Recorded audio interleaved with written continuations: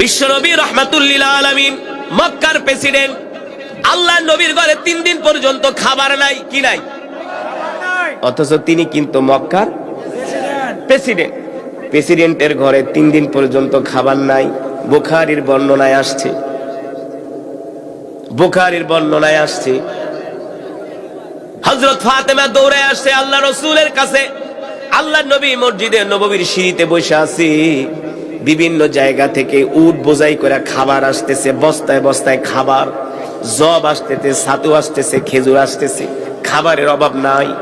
মসজিদে নববীর বারান্দার সামনে টনে টনে খাবার মজুদ করে রাখা হয়েছে।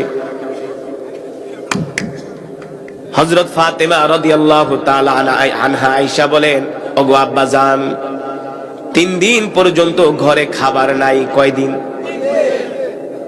আমার হাসান হুসাইন না খেয়ে আছে, আমার আলী না খেয়ে আছে, আপনিও তো 3 দিন পর্যন্ত না খেয়ে আছেন। আব্বাজান, আপনি হলেন মক্কার প্রেসিডেন্ট।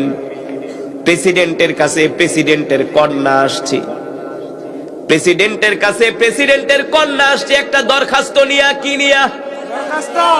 প্রেসিডেন্টের কন্যা ফাতেমা আল্লাহর নবীর কাছে আয়েশা বলে, রে আব্বাজান, আমাকে একটা বাড়ি করে দেন, আমাকে 100 উট দেন, আমাকে কয়েক বুড়ি স্বর্ণ দেন।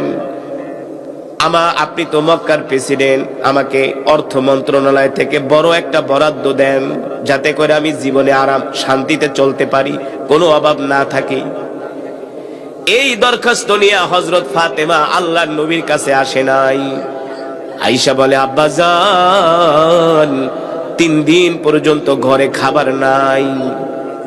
আপনার কাছে আপনার কন্যা ফাতেমা 1 কেজি আটার জন্য আসছে। কয় কেজি? 1 কেজি। সুবহানাল্লাহ কইবেন না?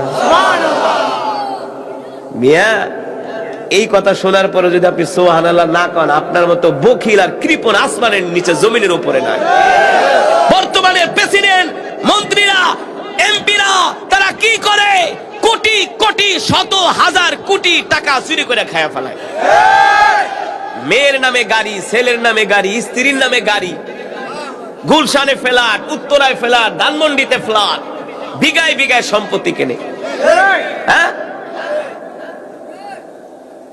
আর প্রেসিডেন্টের কন্যা আসছে, আব্বাজান 1 কেজি আটা দেন, কয়েকটা রুটি বানাবো, আমার হাসান হুসাইন খাবে, আপনি খাবেন, আমার আলী খাবে, আমিও তো ক্ষুধার্ত, আপনি 3 দিন পর্যন্ত কিছু খান না, 1 কেজি আটা দেন।